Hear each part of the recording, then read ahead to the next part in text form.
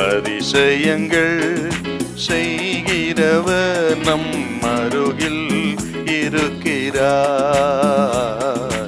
அற்புதங்கள் செய்கிறவர் என்றும் நமக்குள் வசிக்கிறார்.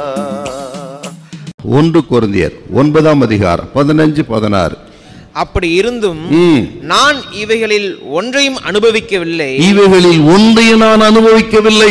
இப்படி எனக்கு நடக்க வேண்டும் என்று இவைகளை நான் எழுதுகிறதும் இல்லை.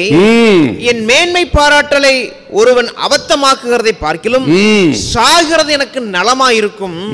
சுவிசேஷத்தை நான் பிரசங்கித்து வந்தும் மேன்மை பாராட்ட எனக்கு இடமில்லை. அது என் மேல் விழுந்த கடமையாயிருக்கிறது. சுவிசேஷத்தை நான் பிரசங்கியாதிருந்தால் எனக்கு ஐயோ. எனக்கு சுவிசேஷம் தான் முக்கியம். ஆகவே நான் உங்களிடத்துல எதையும் நான் வாங்கல என்று பணத்தை குறித்து எப்பவும் ஜாக்கிரதையா இருப்பாரு பரிசுத்த பவுலடிகள். அவர் தேவைக்கு அவர் கைகளினாலே வேலை செய்து அவர் ஊழி செஞ்சார்னா எத்தனை பெரிய ஒரு தேவ மனுஷன். இந்த பணத்தை எவ்வளவு டிஸ்டன்ஸ் வச்சிருக்காரு பாரு. ஊழியம் செய்கிறவங்க கவனிக்கணும், தேவ பிள்ளைகள் கவனிக்கணும். ஆக பணத்தை நம்ம எப்படி கையாளுகிறோங்கிறது ரொம்ப முக்கியம். அதை கையாளுறதை வைத்துத்தான் நமது ஊழியமே இருக்கிறது. ஆகவே தான் ரொம்ப கவனமா இருக்கணும். ஊழியம் செய்யறவங்க விசுவாசிகளும் அப்படித்தான். உங்களுக்கு கர்த்தர் கொடுக்கிறாரா இருக்கட்டும், ஆடம்பரமா வாழக்கூடாது நீங்க. ஆக ஒரு பொருளை வாங்கும் பொழுது இது ஆடம்பரத்துக்குரியதா அத்தியாவசியமா, இந்த கேள்வி உங்களுக்குள்ள இருக்கணும். ஆக அவசியம்னா வாங்குங்க, ஆடம்பரம்னா வாங்காதீங்க.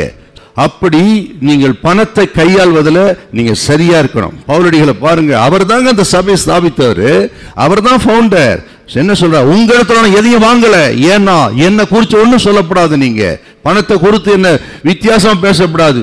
வேண்டாம் பணம் எனக்கு, போ, என் கை இருக்குது, நான் உழைப்பேன் அப்படின்னு வாழ்ந்த மிகப்பெரிய ஒரு தேவ மனிதன் பவுலடிகள்.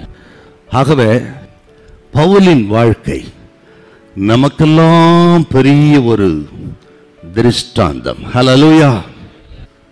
கர்த்தர் வைத்த ஸ்தானத்தில், கர்த்தர் கொடுத்ததுல திருப்தி இல்லாம கர்த்தர் கொடுக்காதது மேல் இன்னும் இன்னும் நம்ம நினைக்கிறோம். பாத்தீங்களா, எதிர்பார்க்கிறோம். பாத்தீங்களா, அதை தேடுதல ராத்திரி பகல அதுக்காக பிரயாசப்படுறோம். அதுக்கு பேர் தாங்க பேராசை.